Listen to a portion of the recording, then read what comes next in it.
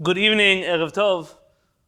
We're continuing in our introduction of Rabbi Shem Tov Gagin to the third volume of his Keter Shem Tov. Before we get started, I just want to share with you a story. They tell a story about a man who was driving down the freeway, the highway, the motorway, whatever you call it, to whichever country you're watching this video. He's speeding down the highway, and a police officer sees him, pulls him over. The police officer gets out of his car, walks over to this man's driver side window, motions him to roll it down. Today we probably just press a button. The man rolls down his window and he says, "Yes, officer." He says, "License and registration, please." He says, "Officer, I would love to hand you my driver's license and my registration, but unfortunately I cannot do that." He says, "Why not?" He says, "I can't give you my license and registration because it's in the glove compartment." He says, "So then reach on over and get it from the glove compartment." He says, "Officer, I would love to give you my driver's license from the glove compartment, but I can't do that." The officer says, "Why not?" "I can't do it because I have a firearm in my glove compartment." "Do you have a firearm in your glove compartment?" He says, "Yes." He says, "So do it slowly. Make sure that I can see your hands at all times." "Officer, I would love to open my glove compartment and do it slowly, and you see my hands at all times, and I'll be able to give you my driver's registration, but I cannot do that." He says, "Why not?" He says, "Because the firearm that I have in my glove compartment is unlicensed." Those of you watching from the other side of the pond, for sure this concept of driving around with firearms is foreign to you. He says, "Why on earth are you driving around with an unlicensed firearm in your glove compartment?" He says, "Well, officer, it's the same reason I was speeding." He says, "Why is that?" He says, "Because I just killed my wife with that gun and her dead body is in the back of my car in the trunk." The officer immediately steps back from the car, calls for backup. 2 minutes don't pass and the car is surrounded by patrol cars. Everybody's got their guns pointed at him. The sheriff himself is there with a loudspeaker and says, "Sir, license and registration, please." And the man slowly reaches for his license registration and holds it out the window. The sheriff walks over cautiously to the car, takes his license and registration, looks at it, and says, "Sir, open your glove compartment." He opens up the glove compartment, and aside from a few papers, it's empty. The sheriff, alarmed, says, "Sir, please pop the trunk of your car." The man pops the back of the car. The sheriff walks around to the back of the vehicle, and he sees that it's just a carpet. It's clean. There's nothing in the back of the car. The sheriff walks over to the window and says, "Sir, you're going to have to explain something to me here. The police officer radioed in that you weren't willing to give a driver's license registration. You had an unlicensed gun in your glove compartment, and then you had your wife's dead body in the back of the car." And the man looks at the sheriff and says, "Sir, please tell me that that officer is the same guy who lied to you that I was speeding on the highway as well." Context is everything. When you are able to teach something in the proper context, to be able to approach something in a new frame of reference, to understand all the pieces around it, it transforms the way you look in any given situation. One of the major flaws that exists in the world of Limud Torah today is that people are not willing to spend the time and energy that it takes to give themselves context to learn the things that they learn. And I'm sure that in the world of things that are wrong with the Jewish people, this doesn't rank in the top 10. But I'm talking about unique people. You are unique members of Am Yisrael, and therefore you are those who've dedicated serious amounts of time in your life to learn Torah.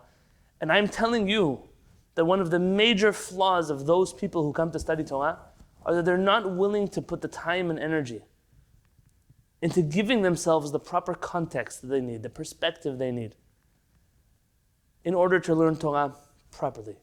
I was listening recently to a video actually with my wife, of Rabbi Yosef Kafich, who was one of the very few videos we have of him, in which he shares that if you would ask a person, a thinking, mature person, "If I were to teach you all of wisdom, if you could acquire all of wisdom, would you want it?" He said every person would tell you yes. There's a real question though, if you would tell a person, in order to acquire the wisdom that I'm willing to give you, are you willing to study all of the introductions, all of the prerequisite studies? Are you willing to put in the effort and the energy to learn everything you need to learn before you can learn what you wish to learn? Said Rav Kapach, there are very few who sign up for that part. Very few who are willing to put in the effort to study what we call in Hebrew literature, Hagdamot. Hagdamot are introductions. Those students of mine in the Shiviti Bet Midrash, going on 7 years now, are already familiar with introductions. In our Agadah class that we started, I'm pretty sure we did something close to 24 introduction classes. 24 introductions to what? To how many? 6 shiurim of Agadah? How do you do 24 introductions to something? Because in order to properly understand something, you have to understand the context in which it exists. In these classes here that we've been studying together since we started the Shiviti Bet Midrash in the UK, I've been blessed to learn with people who have a very unique understanding and approach to Torah that's not homogeneous, but it's very special to see how each one of you thinks and learns. And many of the people that we bring up and the personalities that we bring up and the episodes in time and history that we bring up, I spend a significant amount of time delving into their history and their backgrounds and dates and facts and stories about these people. And there are some people, I'll call them goal-oriented learners. They came to listen to a class about X. They didn't want to hear about Y and Z. They didn't want to hear about ABC. They came to hear about this. And the truth is that's really good for a university lecturer. In the world of lecturers, universities, popular speakers, they say, I'm giving an hour lecture on this topic, and that's what they come to speak about. But that's why this shiur is in the context of a Bet Midrash. What is a Bet Midrash? A Bet Midrash is a learning center, a place, not necessarily a physical place, an environment which has no beginning and no end. I don't know when we will finish studying this topic, and I'm not sure when we'll be done with the writings of Rabbi Shem Tov Gagin. I'm not sure if we'll ever finish the writings of Rabbi Shem Tov Gagin. All I know is that right now we're focused on this sentence that's in front of us. And in order to do that properly, we'll have to do as many Hakdamot as we need to do. And sometimes that derails people. Sometimes people say, I didn't come for everything. I came for this class.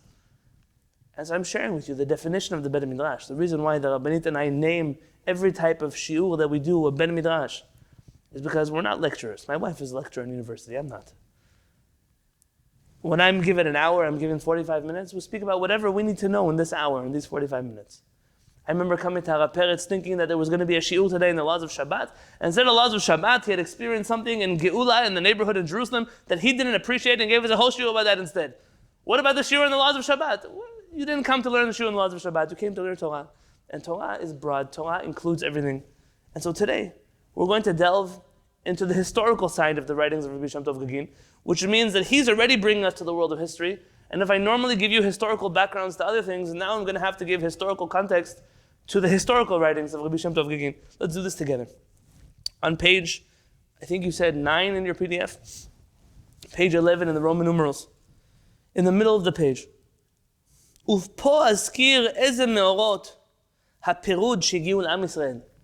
And here I wish to include, says Rabbi Shem Tov, a number of incidents of separation, of division that happened in Am Yisrael.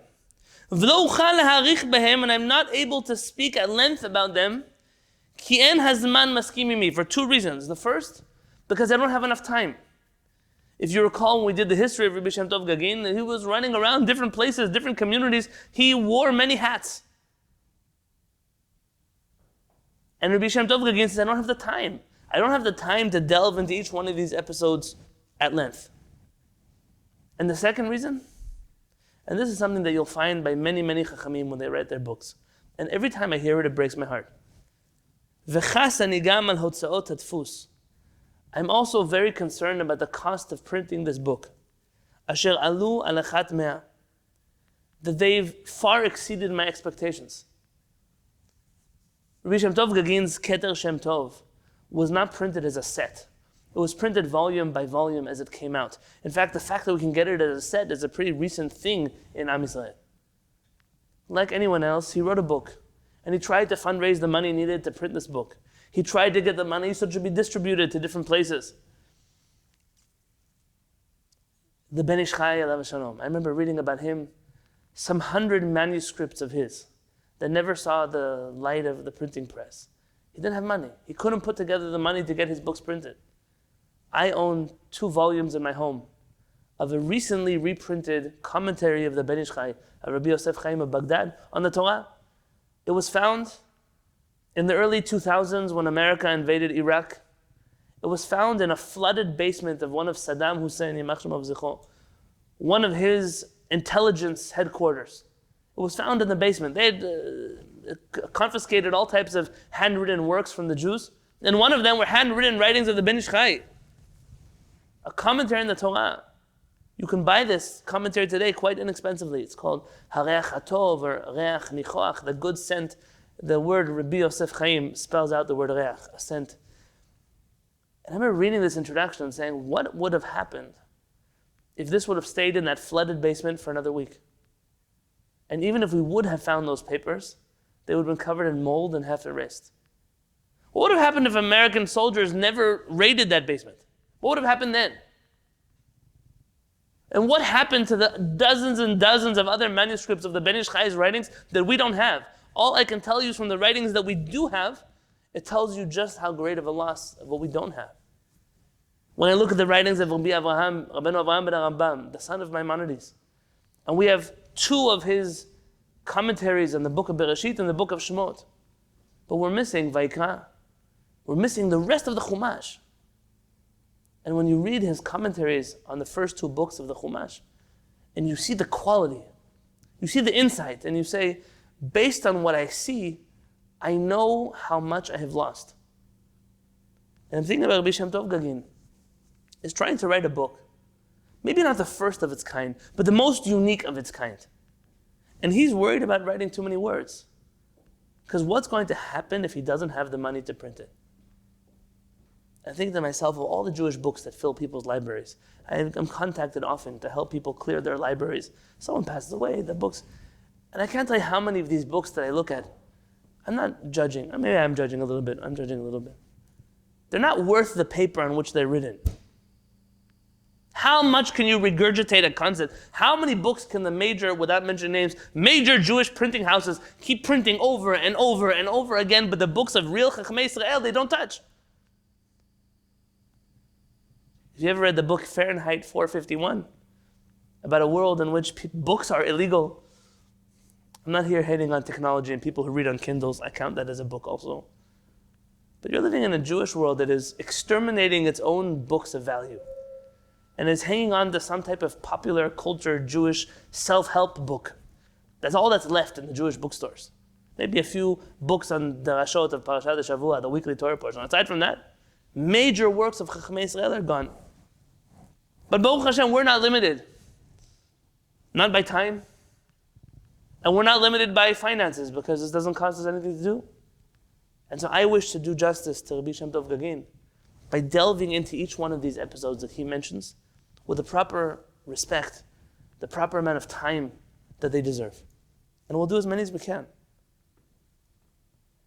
The first of the episodes that he mentions we already discussed last week, and I see no need to repeat it. Aleph, Mamlechet Israel nifreda miYehuda. When the kingdom of Israel separates, and they follow Yerovam ben Nevat, they follow him to the kingdom of Israel. This is essentially the beginning of the lost 10 tribes of Israel. By the way, the 10 tribes of Israel is a fascinating concept. The whole conversation surrounding the 10 tribes of Israel. I pulled up an article about all the possibilities of where these 10 tribes are.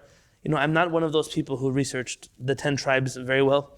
It's one of those things that there are people who this is their thing. Their passion is to talk all about where do the 10 tribes go and who are they, where are the lost tribes of Israel. They identify them in different places.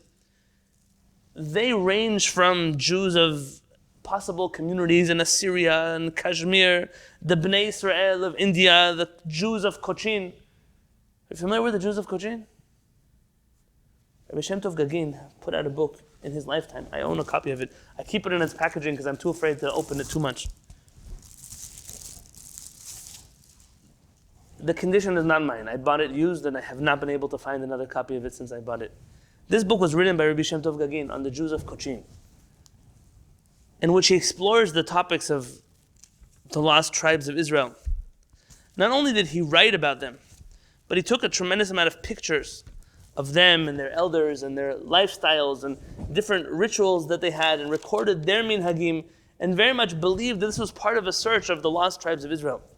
The text of this book is found in the current editions of the Keter Shem Tov, but the historical research and the pictures and some of the other elements are not found in today's Keter Shem Tov. One day I hope to deal with this book properly in the context of a Bet Midrash, but not for right now. There are those who claim that the Pushtan tribes are Jewish, that the Taliban in Afghanistan are Jewish, there are all kinds of different people in China that are Jewish. There are theories that Japanese are Jewish. All kinds of different theories that exist in the world. All you have to do is put in the 10 lost tribes in Wikipedia and see all the things that come out. By the way, not all of these things have any historical truth to them. Some of them are good tactics by Christian missionaries as they spread across the world to try to convince certain nations that they're Jewish anyways. And because they're Jewish, they should become Christian in whatever circular logic that is. But it is what it is, and that's something that we've seen very often throughout Jewish history. The lost 10 tribes of Israel are just that, they're lost. We don't know where they are. I have no idea where they are. I have no idea who they are. That means that 10 out of 12 tribes of Am Yisrael are gone. And I think that's the first thing we need to discuss. That is the cost of infighting in the Jewish community. It's not that we don't pray at each other's synagogues. It's not that we don't eat at each other's houses. The cost of that infighting is the ultimate loss of Jewish people. There are not enough of us left for us to keep separating and keep separating and keep separating to the point in which we disappear from the face of this earth. HaKadosh Baruch Hu promises we won't disappear. Fine. So he'll leave 2 Jews on the face of the earth. Where does HaKadosh Baruch Hu promise that we're not going to lose 10 tribes of Israel? One day HaKadosh Baruch Hu will return them to us? Fine. But we lost them. We have no idea where they are. You look around the Jewish community today, whatever infighting exists, for whatever reasons, don't worry, we're all part of a fight somewhere. Like it or don't like it, you're part of it. The question is, how many Jews are you willing to lose before you decide to recalculate the decisions we've made in our history? How many more people can we lose? How many more tribes can go into exile and we'll never find them until HaKadosh Baruch Hu miraculously brings them back? The second episode that Rabbi Shem Tov Gagin mentions is the Shamonim. Has anyone here heard of the Shamonim before? The Samaritans? Yeah. What do you know about Shamonim?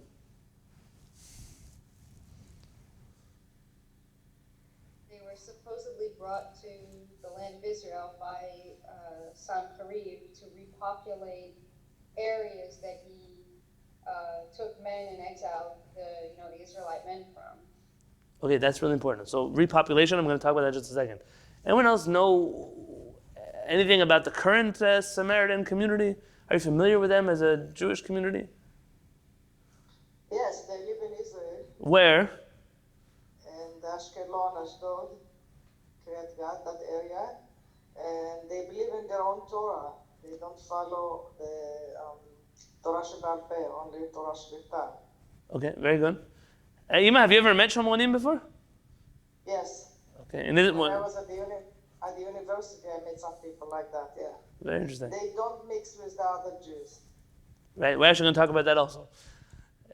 Anyone else know anything about the Shamonim? Is there anything unique to them, or their customs, or their traditions? They still do the Pesach sacrifice on the mountain. Very good. That's a big scene right before Pesach. Every year there's the Shamonim Korban Pesach, the sacrifice, and very unique outfits, and literally it looks like a scene straight out of the Bible. Straight out of the Torah. That's what you're thinking. You're looking at. That's what you're looking at. Anything else? Anybody else? Does the text of their Torah also differ from ours?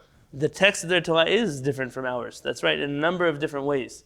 So what my mother mentioned, that they don't believe in the oral law, that's certainly true. But in terms of the written law, what and how much of it they believe in, that's something we're going to talk about right now. Okay, so here we're familiar with Shamonim a little bit. Let me do as much as I can to peel back some layers on Shamonim, to explain their history, to explain where they are today, whether or not they really are part of the divisions of Am Yisrael. Initially I wasn't sure why Rabbi Shem Tov Gagin would mention the Shamonim as a breakaway group from the Jewish people, when, like Pam mentioned, we're not even certain that that's the Jewish narrative of where the Shamonim come from. But this has to do, in my opinion, and it just came to me, this chidush just came to me today in the morning, when I was researching again the Shamonim. about the personal connection of Rabbi Shem Tov Gagin to the Shamonim, and if I forget to mention that by the end of today's class, can please someone remind me to mention that. So he writes the Shamonim, he puts in parentheses the Kutim. You may have studied throughout the Talmud, you'll hear about the Kutim, it's like a subcategory of Jews. We trust them on certain things, we don't trust them on other things. What happens if a Kuti brings food? Did they take off the tumah? Did they not? There's a lot of conversation among our rabbis about the Kutim. Not all of it is very positive. In fact, most of it is not. Those of you who've studied Talmud and even Halakha, you'll sometimes see the word Kuti pop up. The Kutim and the Shamonim are, for the sake of today's conversation, let's just make them synonymous with each other. Asher hem metei me'at, there's very few of them. Ve'odam hem b'Shchem, and they still live today in Shechem. Gam elu enam ma'aminim ela b'Torah ad Yehoshua. They only believe in the Torah from the beginning of Bereshit until the book of Yehoshua, including the book of Yehoshua. Though if you would like to research the difference in their book of Yehoshua, you're welcome to check out it's called the Samaritan book of Joshua. It's its own style, and that might be what Alexander Menashe was referring to. Aside from the actual script that they used to write the Torah, they're variant texts of different things in the Torah. Betsy, I saw you ask something about Karaites. We're going to actually discuss Karaites. At this point in history, there are no Karaites. So, and neither in the times of the Kutim, there were no Karaites. So Kutim are older than the group of Karaites, though the Karaite movement, at least philosophically, definitely has roots in this period which the Jewish people are splintering off into different factions. And we will have an entire shiur dedicated to the Karaite Jews. Let's talk about Shamonim.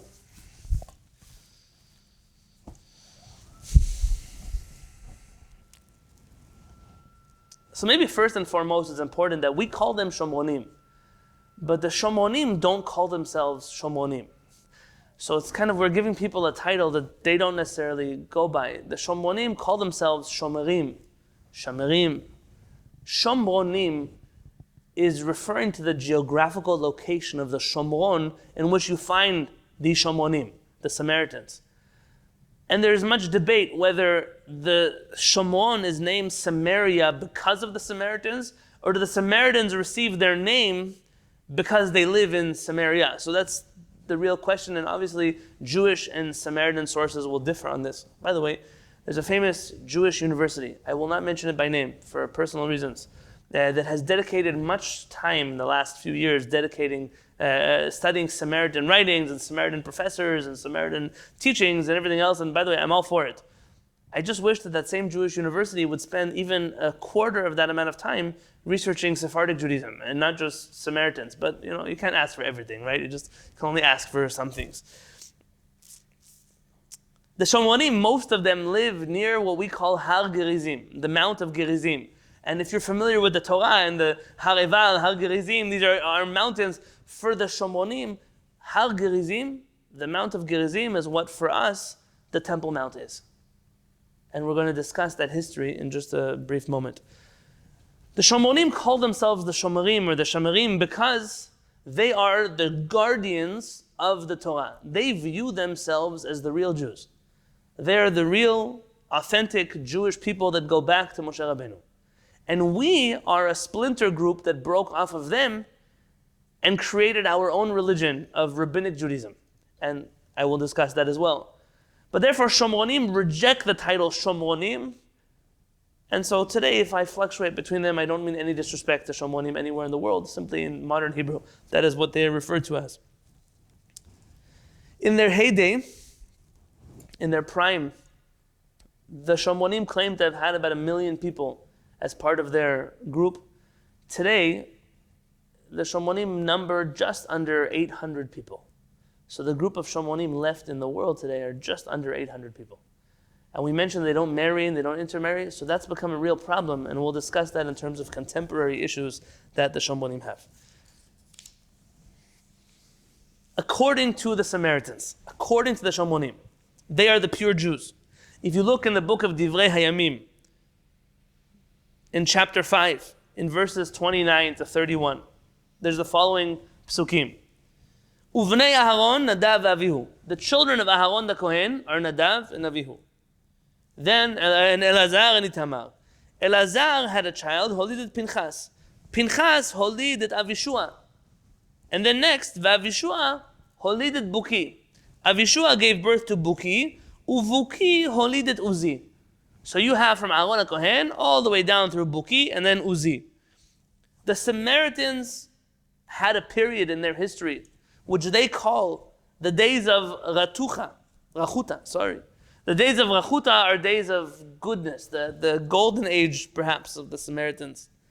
And that is when, according to their belief, all the Jewish people believed in the original, authentic Torah, which was the Samaritan understanding of the Torah. We all worshipped at Har Gerizim. We all were together there at Har Gerizim. And then there was a split. The split happened between Eli HaKohen. Do you remember Eli? He interacts with one of our mothers. Which of our mothers does he interact with?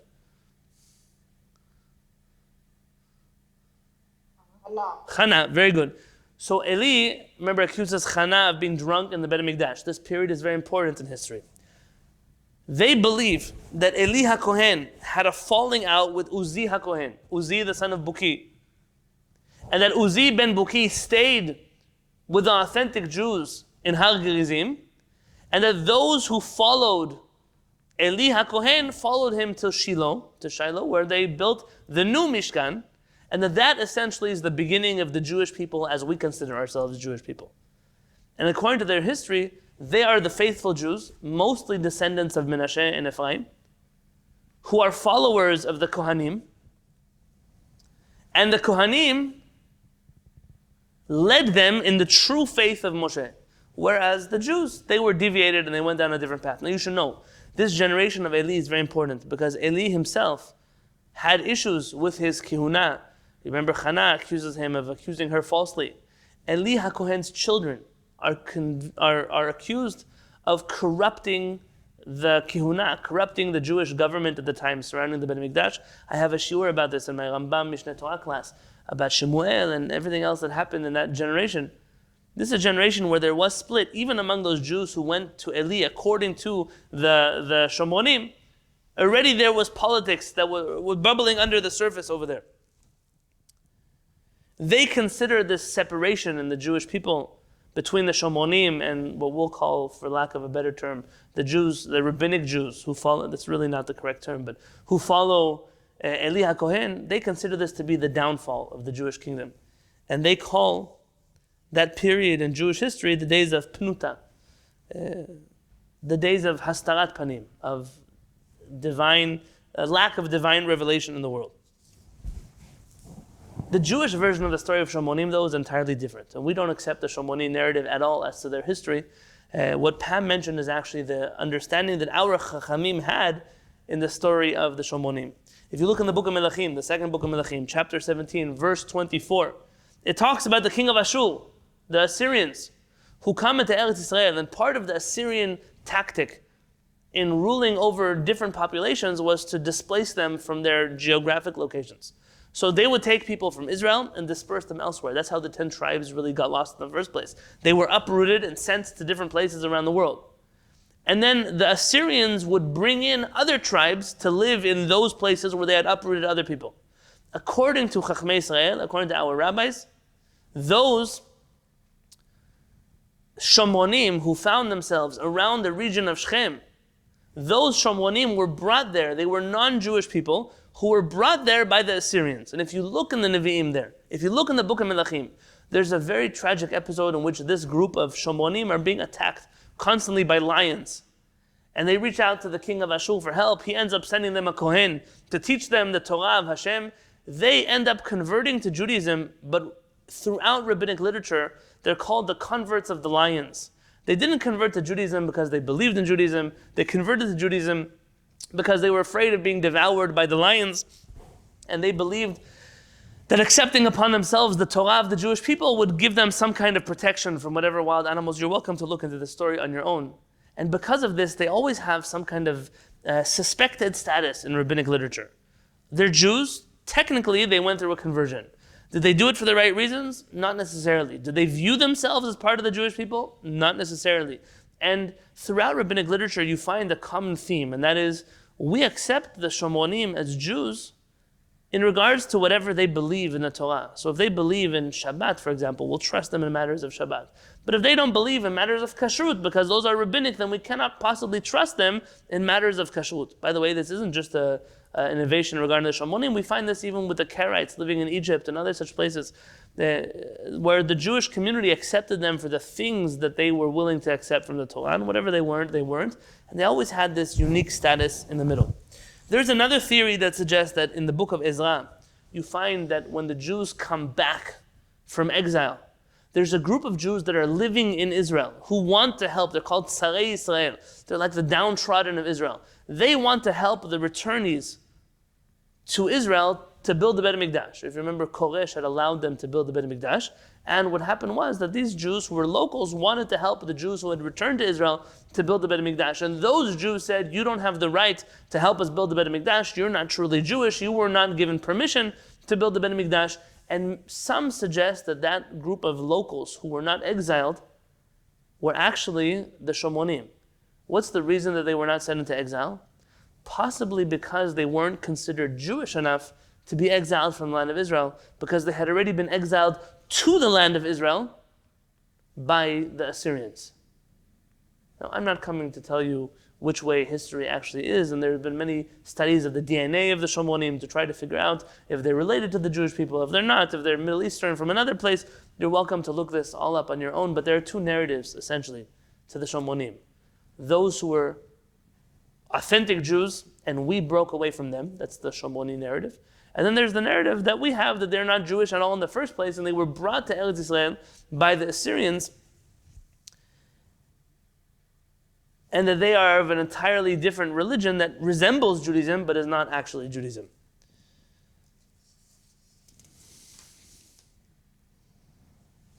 They had many episodes with the Jewish people in the Persian Empire.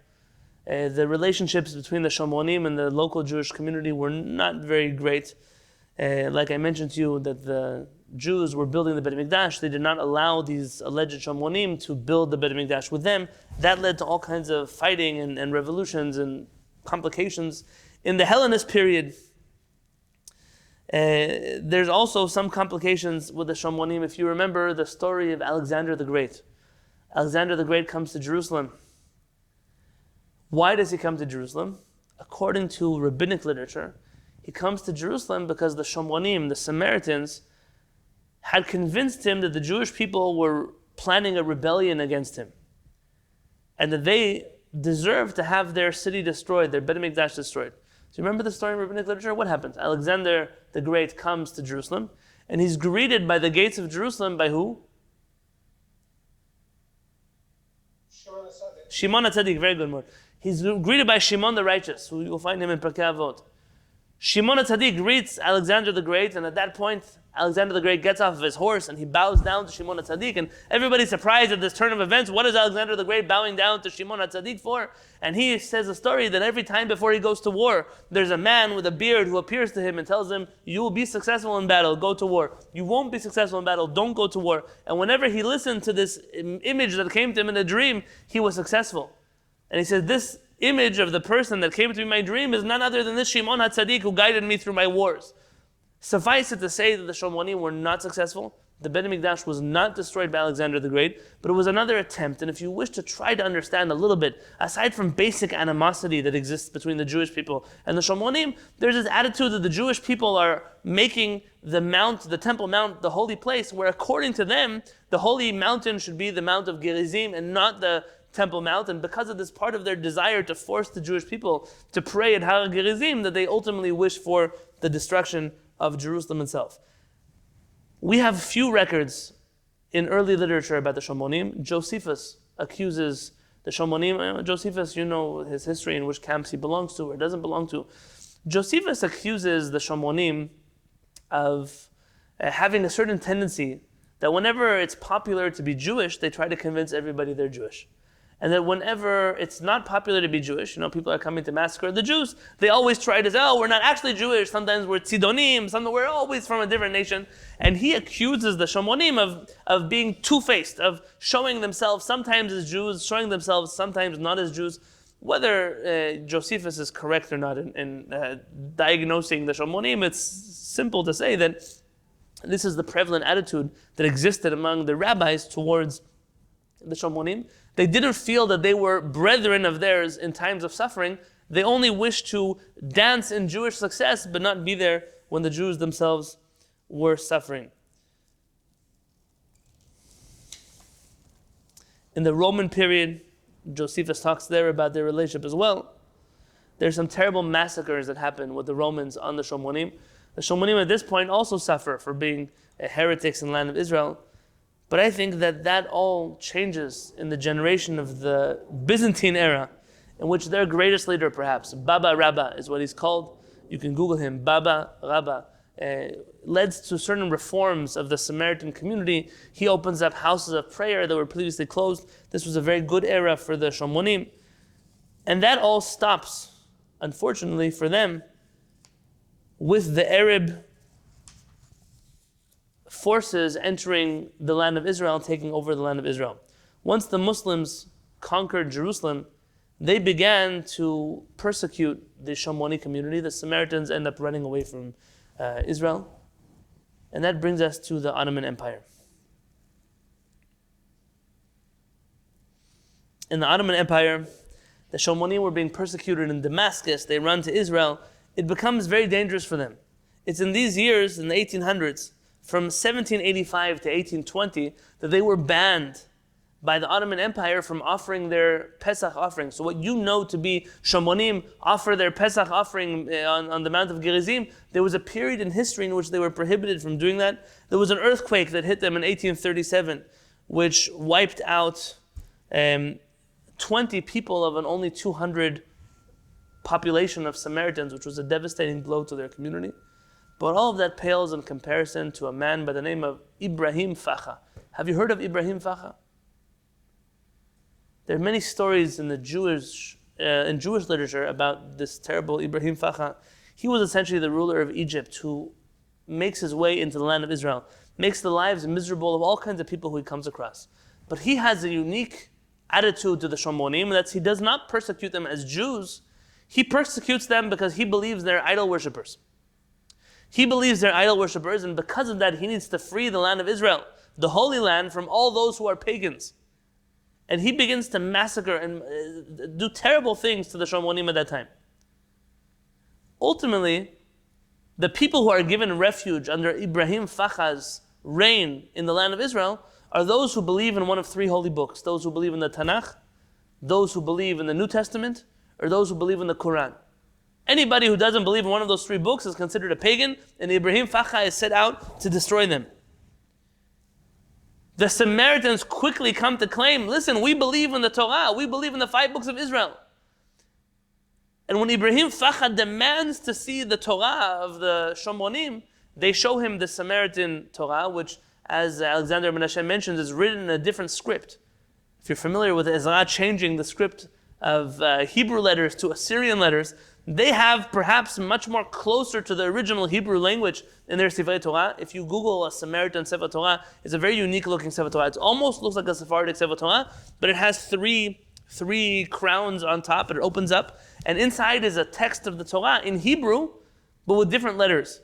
And because the Arabs could not recognize those letters, they decided that they are kofrim, that they are liars, that they're deniers of the Torah, of the 5 books of Moses. And at that point in time, the Shamonim reach out to the chief rabbi of Jerusalem. And they ask the chief rabbi of Jerusalem if he would be willing to provide them a letter that would protect them from Ibrahim Facha and declare, not that they are Jews, but that they believe in the Torah as do the Jewish people.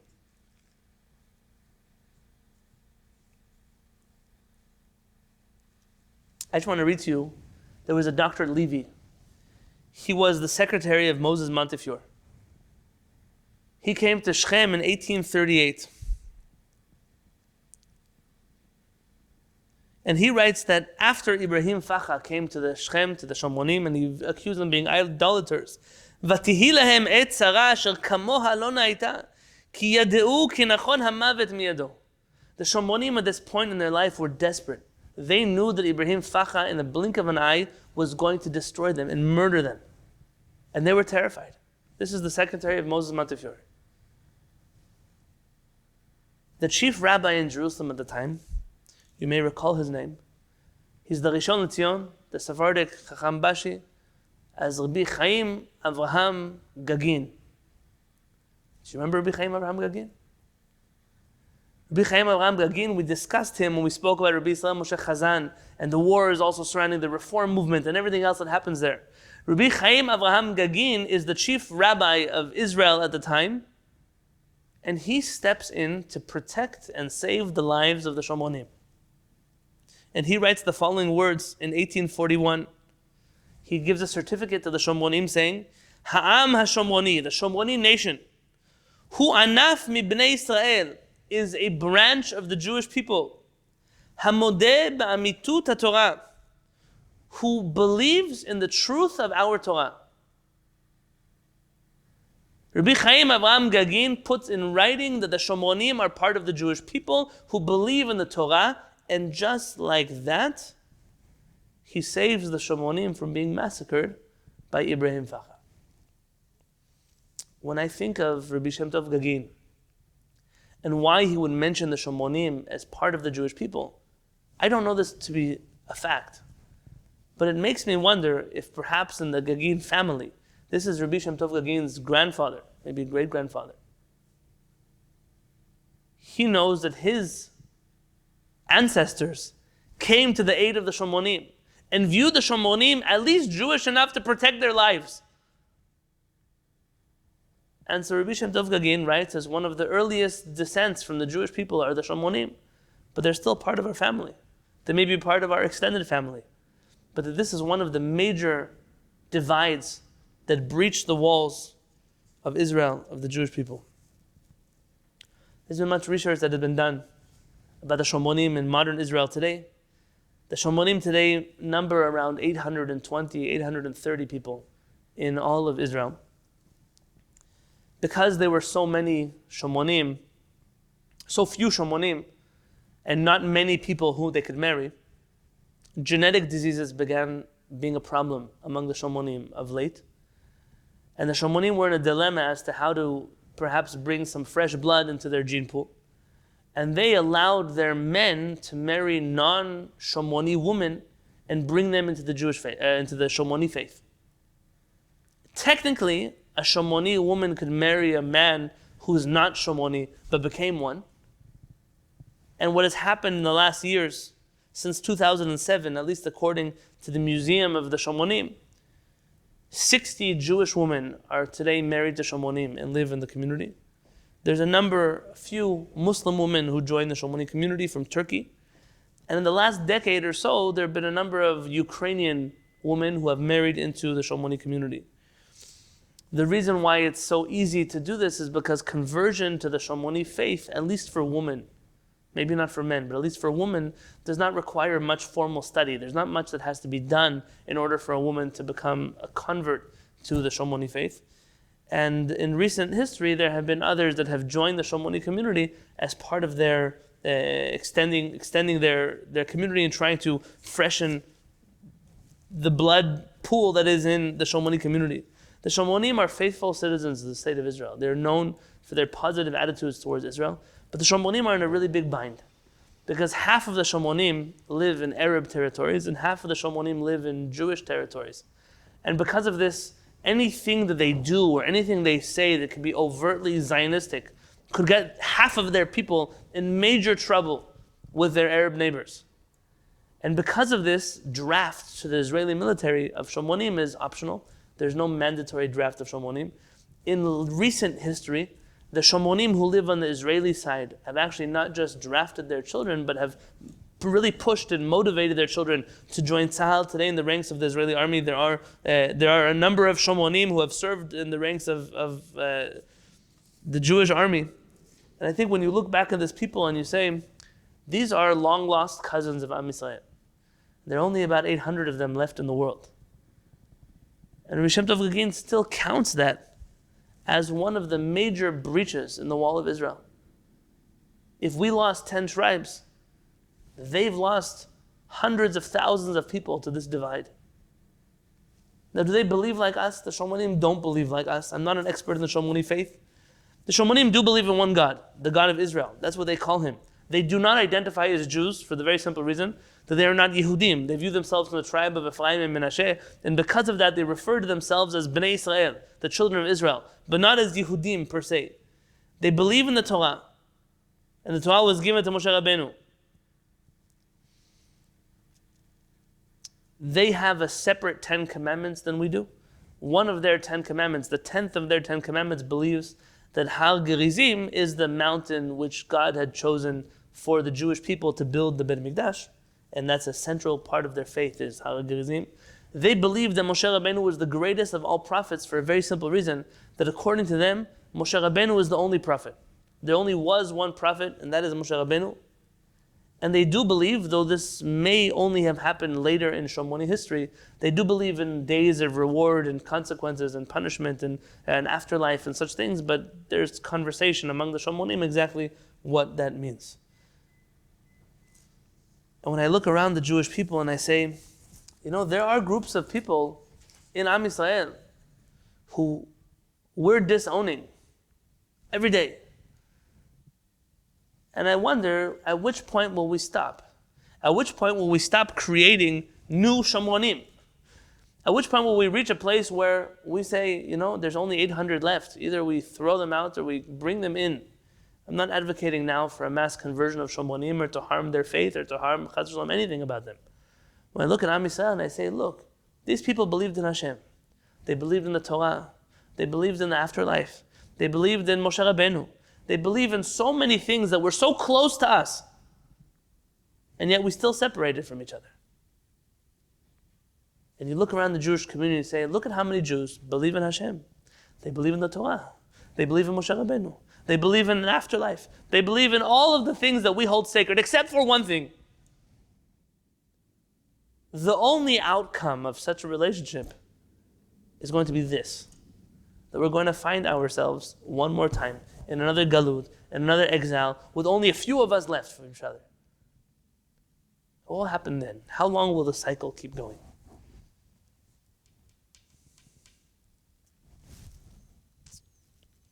If you'll give me just a little more time, I wanted to do the next group on the list. It's not as long as the one that we did today. The Shamonim I spent a significant amount of time on. And I do believe that the reason why they're included in the list in the first place is because of Rabbi Shem Tov Gagin's personal connection through his family to the Shamonim. Because if you were to ask me, are the Shamonim a breakaway of Am Yisrael? Most likely, according to our sages, and what Pam mentioned in the beginning of this class, is that according to traditional Jewish sources, the Shamonim are part of the Jewish people in as much as they converted to Judaism, but not so much in terms of their history. They are part of Am Yisrael. The next category that Rabbi Shem Tov Gagin mentions in Gimel is Ha'isiim, the Euseans. By the way, we don't have early Jewish literature that really refers to the Euseans as this group. The Euseans is an interesting question, exactly where they fall out in the Jewish spectrum of the Second Temple and everything else that happens there. But we know that Josephus already uses the word Euseans, and so in Hebrew we say Eusim. And who are the Euseans? Agudat Chasidim Utznuim Bimei Habayit Hashani. They're a group of righteous, pious people in the time of the Second Temple. Ascetics. V'hayu nivdalim miyeter ha'edah. And they separated from the rest of the Jewish community.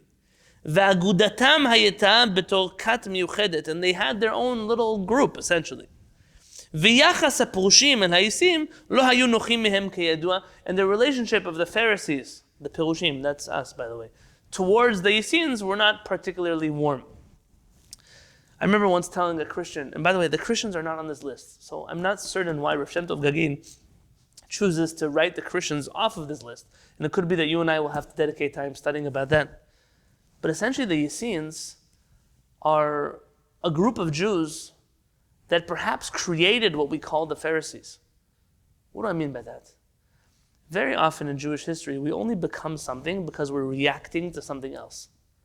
Jews become Orthodox when they react to a reform movement. Jews become modern Orthodox because they're reacting to an ultra-Orthodox. Jews become this because of something else. We're living in a Judaism that is mostly reactionary. It almost isn't original at all. You look at the Jewish people as healthy, stable, balanced. Judaism that has integrity almost doesn't exist. For the most part, every Jewish group is reacting to something else that is going on in the Jewish community. And I once said, you've heard me speak about Reform and Conservative and other denominations. I can forgive them for pretty much anything in the history of the world, except for the fact that they made Orthodox Jews. The fact that they created Orthodox Jews, I will never forgive any other denomination of Judaism for that. The destruction of Am Yisrael in our generation begins when Orthodox Jewry begins. I see Lilina is laughing. I hope I'm not getting myself in too much trouble. And at the end of the conversation of Euseans, we're going to talk about Tzedukim. And I believe that after there are Euseans and after there are Sadducees, then ultimately we create the first Orthodox Jews that are called Pharisees. Those are the Pirushim. And it's unhealthy. It's unhealthy when we have a type of Judaism that is constantly reacting, and there's no room anymore to actually ask Jewish questions. So much so that if you bring up a halakha, and you tell us the halakha is this way, yeah, but if we do that, they're going to say that we're Reform. Again, like in the Orthodox community, it's the worst insult you can hurl at somebody. So what? So what if they're going to call you that? Well, it's the truth, no? It's what it says in halakha, no? There's a famous rabbi in the United States, Professor Saul Lieberman. Now, where he stood exactly in the Jewish spectrum, Abotai, that's beyond the scope of my conversation. You're welcome to read. There's a very short book, worthwhile reading, in general, about Orthodoxy in the United States, by Professor Mark Shapiro, called Saul Lieberman and the Orthodox. Saul Lieberman once wrote a note to his Bet Adin, to his rabbinic court. And I don't have the exact words in front of me right now, but Saul Lieberman told his Bet Din, don't be afraid of innovating things in halakha. You will never be persecuted by the Orthodox for innovating things in halakha. They expect that of you. They expect that you're going to make new things in halakha. Rather, the Orthodox will only attack you when you teach things that are actually written explicitly in halakha. That's where they'll jump on you. I wish I had his elegant words in front of me right now. But this is the truth. The truth is you can make up a new chumrot, you can make up new customs, you can make up new anything in the Jewish community today. But God forbid you pull out a Shulchan Aruch and teach people the laws of kashrut, and you should see what happens in the Orthodox community after that. I have no experience in this topic, by the way. Go and teach somebody the laws of Pesach according to the codes of Jewish law, the Rambam, the Shulchan Aruch, the Talmud. Start talking about Jewish concepts as they're written in classic Jewish literature, and you will become enemy number one of the Orthodox Jewish community. It's a reactionary community. The Pharisees react to something.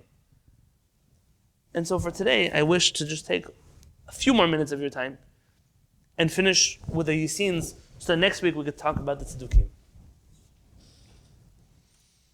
The Euseans were a group of Jews, as Rabbi Shem Tov Gagin mentioned, that separated from the Jewish community.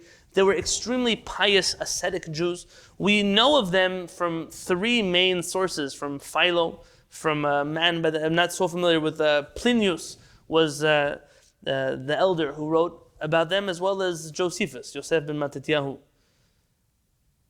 According to most researchers, they appear on the Jewish scene around the time of the HaShamayim. So the story of Chanukah, and that era in Jewish history is when we start to see splintering elements of the Jewish people connected to this time. But really you find in the second Bet Mikdash is when we're dealing a lot with all of these breakaway sects in the Jewish people. Most famously, the Essenes are connected to the Qumran sect, and the Qumran sect's Dead Sea Scrolls, though modern researchers are not all convinced that the Essenes are actually directly responsible for the Dead Sea Scrolls, and it's really beyond the scope of my research to get into where are the Dead Sea Scrolls from. Are they from Pharisees who were running away and buried them? Were they from the Essenes? Were they possibly from the Sadducees? There's all kinds of theories out there. I'm not an expert in the Dead Sea Scrolls at all. I'm sure some of you are, and you're welcome to figure that out on your own. But for the sake of today's conversation, the Euseans, like I mentioned, it's a name that happens later on. There are many different understandings why they're called Euseans. At least according to Philo. Philo believes that Euseans has to do with the word chasidut, piety. It's a certain pious word. There are some researchers that suggest it's a perversion of the Hebrew word etzah, of advice, and everyone has their own understanding. I don't really care much. Aside from, it was a group called the Euseans. Philo writes about them some fascinating things. Philo writes, Ki misparam magia le'arbaat alafim v'mala. There's about 4,000 and up of these Euseans. V'hem kov'im et moshavam bekfarim v'lo ba'arim. They intentionally live in villages and not in cities. Mihem ovdim et ha'adama, or mihem oskim b'merachot shonot, hamarbot shalom ba'olam. And they work in agriculture or in types of trade that increase peace in the world. Ha'yisim enam tzovrim kesef v'zahav. The Essenes prefer not to hoard gold and silver. Enam morchashim achuzot eretz gedolot. They don't buy large pieces of property. Ve'enam chomdim hachnasot rabot. They don't even desire to make much money. אלא שואפים לספק את צורכי חייהם ההכרחיים בלבד, והם כמעט היחידים בעולם אשר אין להם רכוש וקניין. They only wish to make the amount of money that they need to live.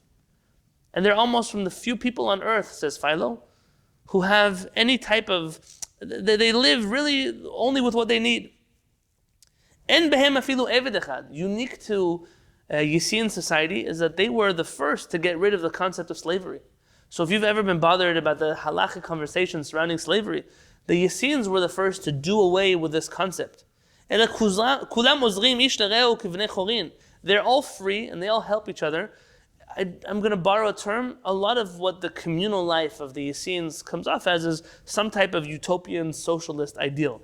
Everyone helps everybody, everybody feeds everybody, everybody works with everybody. They stay away from all types of things that cause conflict or strife.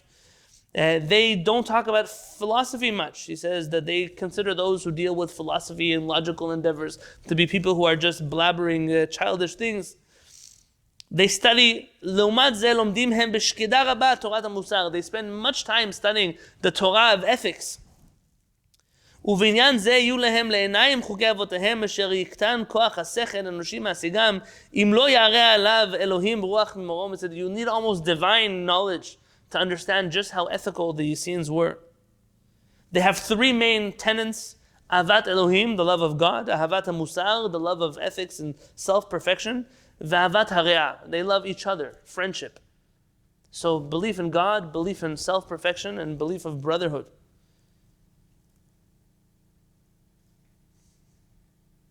Many observers of the Sadducees, of the Euseans, Kehillat, saw in them some tremendous people. Philo essentially summarizes and says, Orach chayehem shlesim, the lifestyle of the Euseans, zacha efu l'shevach u'letila כה רבה. It receives such great praise. עד שלא רק הדיוטות, אלא גם מלכים גדולים מתבוננים על אנשים אלה בהערצה ובהשתאות. That many people, even great kings, look at admirably upon the Euseans.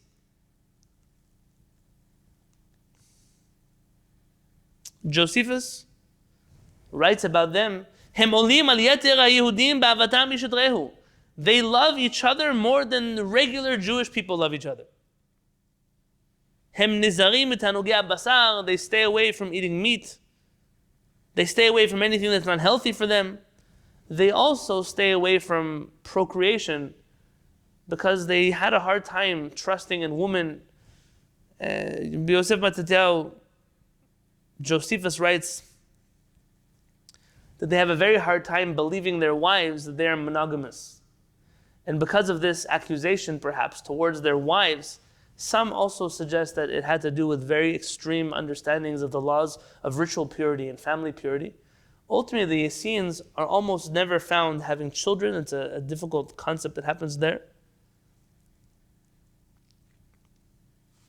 And the Essenes are this ethical group of magnificent utopian Jews that almost completely disappear off the face of the earth. Some historians even blame themselves and their lifestyle for eradicating themselves. I don't know that I agree.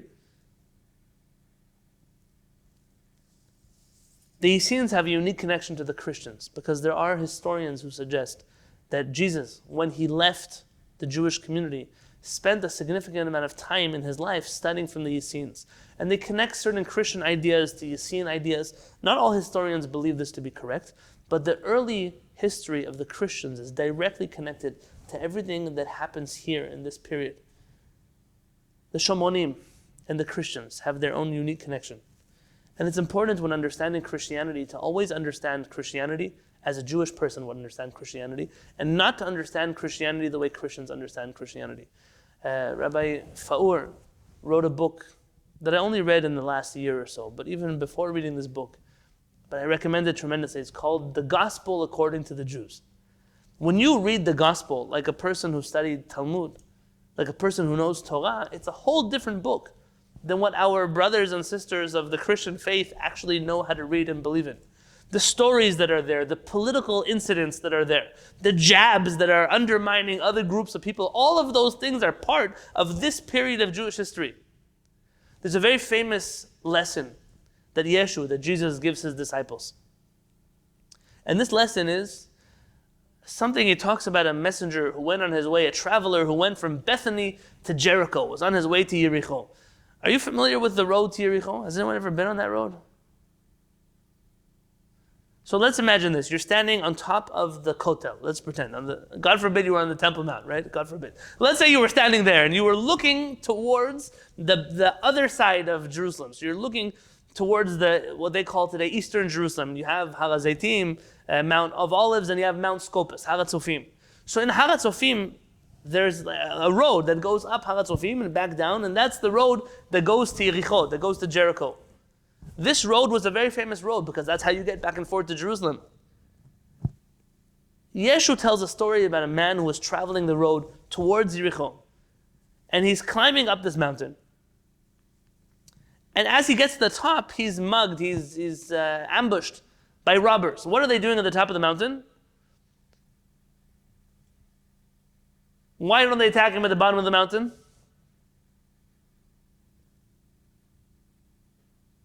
We have to know Pshat in the New Testament. Why don't they attack him at the bottom of the mountain? Why should we spend energy on a person who still has strength? Let's let him tire himself out. By the time he's at the top of the mountain, he'll be weak. We'll attack him there. This is a very famous place for highway robbers to hang out in this period of history. And so this man is there. He gets mugged, robbed, left bloodied and beaten on the floor. A Kohen is traveling towards the Bet Midrash. According to Yeshu, he tells her, the Kohen comes by, and the Kohen sees him, and the Kohen is concerned, doesn't want to deal with him. Tumah, maybe he's dead, maybe he doesn't want to touch him, maybe he won't be able to go to the temple. He ignores him and scurries on to Yerushalayim. What's the next person after a Kohen? Who comes after Kohanim? Good Samaritan. No, a Levi comes. A Levi comes. Now comes a Levi, and the Levi sees him, ignores him, keeps walking towards Jerusalem. Who's the third person who's walking down the road? You would think it would be a Jewish person, right? Just a Yisrael. No, it's a Samaritan. Why would he plug in a Samaritan right here? The Samaritan sees this man and goes over to him and takes care of him and nurtures him, and he's the Good Samaritan. You ever seen the Church of the Good Samaritan, or people tell you, will you please be a Good Samaritan? It's not a true story, this story. It's a parable. Yeshu is programming into his students a certain approach towards the Jewish people. Who are the good people here in the land of Israel? There's Pharisees, there's rabbinic Jews, and there's Shamonim. Now, the Shamonim may really not be Jewish, but look how good they are. They're good Samaritans, good people. Not like those Kohanim or those Levi'im. The Jewish people don't have a chance to redeem themselves in Yeshu's parable. And perhaps, I'm not sure if we'll do it, we'll have a shiur on the early history of Christianity, at least according to our Chachamim.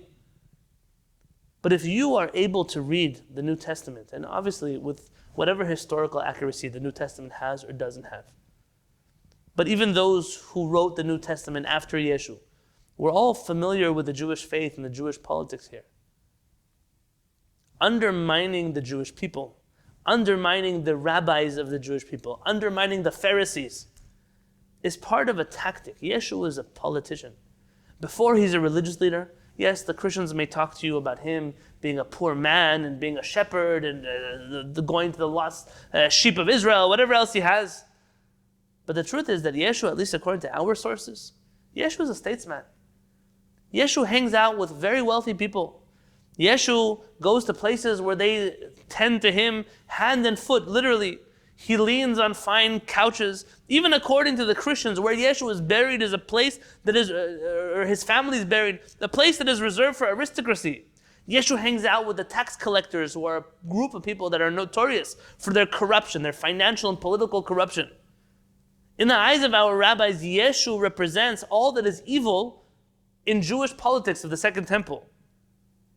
The rejection of Yeshu has very little to do with the Mashiach and what it says in Isaiah 53, and everything to do with the lifestyle and the mentality which Yeshua was trying to bring in the Jewish people. He falls out of love with the Pharisees.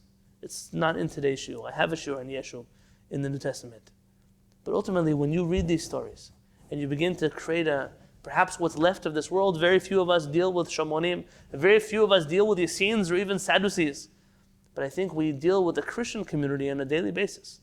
And part of understanding where that group comes from is by truly understanding everything that happens here.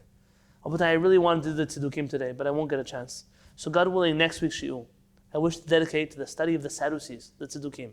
The Tzedukim who I believe gave birth to the Pharisees.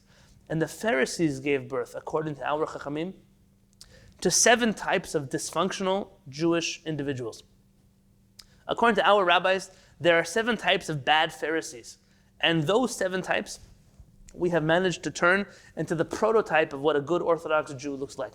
And B'ezrat Hashem, next week's shiur, I'm going to sit with you and discuss the history of the Tzedukim, the history of the Pirushim, the rabbis' criticism of those fringe elements of Pirushim, those Pharisees that destroy the world in the eyes of our rabbis, and show you how today's religious community has essentially taken the Pharisees that our rabbis abhorred, that our rabbis viewed are destroyers of the Jewish faith, and has put them on a pedestal of the ideal Jewish person.